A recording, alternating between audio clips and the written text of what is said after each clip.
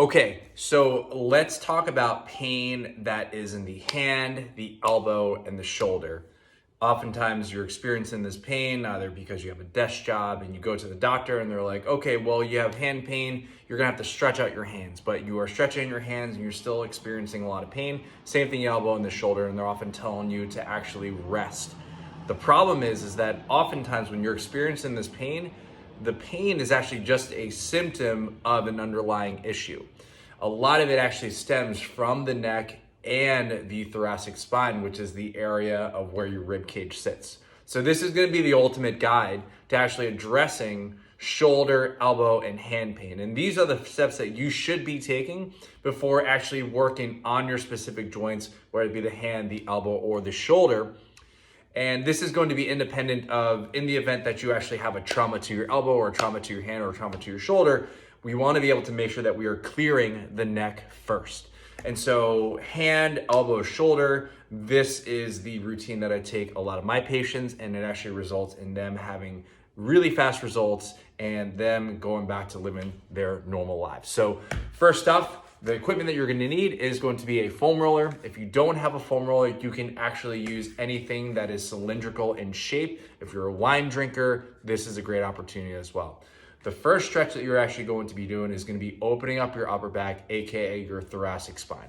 So you're going to take this roller, you're going to put it on the floor. You want it to run east and west in relation to your body. And you're going to place it underneath your shoulder blades. Pretty much if you're wearing a bra, it's kind of in line with the bra as well. You're gonna put your hands behind your head to support yourself so your hair doesn't get trapped underneath the roller.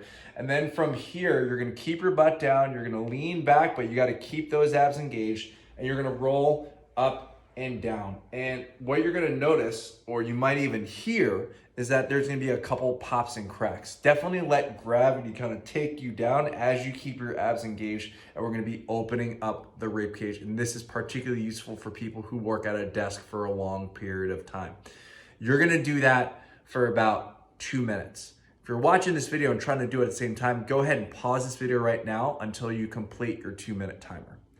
Once you're done with that, we now have a looser neck. So the next position that you're going to do, or the exercise, is going to be called the chin tuck. You can do this kneeling, you can do it standing, you can do it sitting. I'm kneeling just because this is where I'm holding on to the camera. The chin tuck is going to be the following.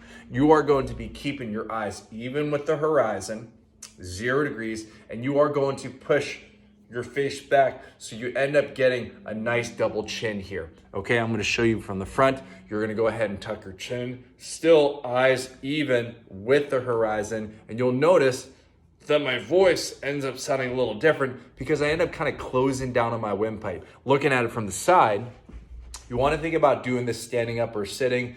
Definitely don't want to do this hunching forward. You're going to be a little bit more upright. And from here, you can take your fingers, you can either put on your chin or on your mustache hairs, and you are going to be pushing your head straight back. Again, you want to make sure that your eyes and your nose are even with the horizon.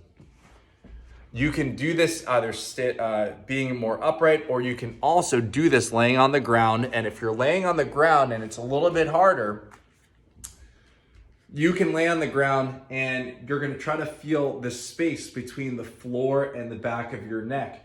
Your goal is to actually flatten out the back of your neck into the floor, and you're doing the same tucking motion, trying to squish it down to the floor, trying to flatten out your cervical spine or your neck. Doing a chin tuck, pressing your neck into the back of the floor, or doing it sitting up, tucking your chin. From there, as you are opening up, you might even start to notice that your hand and your shoulder are starting to feel a little bit better. The next thing is that we want to be able to open up the shoulder. And this is actually where we're moving into kind of like the doorway stretch.